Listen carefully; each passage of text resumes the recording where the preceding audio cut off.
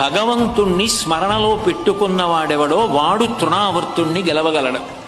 కోరిక, దానికోసం పరిగెత్తడం, ఈ రెండూ ఎలా ఉంటాయి అంటే అగ్నిహోత్రము నెయ్యి.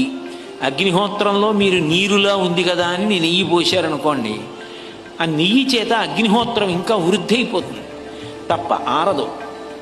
ఉత్తమమైన కోరికలు, 10 మంది కోసం బ్రతకడం, భక్తితో ఉండడం, 10 మందికి పెట్టాలని కోరుకోవడం, అవి కోరికల కిందకి రావు. ఇప్పుడు శారదా నవరాత్రులు నాకు బాగా జరగాలని కోరికుందనుకోండి, అది తప్పు కాదు. బతుకమ్మ ఎందుకు చేస్తారు?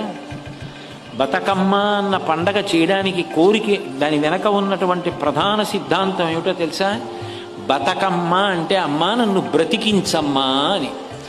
బ్రతుకు ఎందుకు అడుగుతారంటే భాద్రపద మాసం చిట్ట చివర అమావాస్య నాడు ప్రారంభం చేస్తారు. ఎందుకు చేస్తారు అంటే వ్యాస భగవానుడు దేవీ భాగవతంలో ఒక మాట చెప్పాడు. మీతో నేను మనవి చేశా. ద్వావృతు యమదంస్ట్రాఖ్యానూనం సర్వజనీషు వైహి. శరత్కాలం వస్తే యమధర్మరాజు గారి యొక్క ఒక దంస్ట్ర పైకొస్తుంది. ఆ కోర పైకొస్తే అంటువ్యాధులు ప్రబలుతాయి, విశేషంగా ప్రమాదాలు జరుగుతాయి, జనులు విశేషంగా మృతిని పొందుతారు.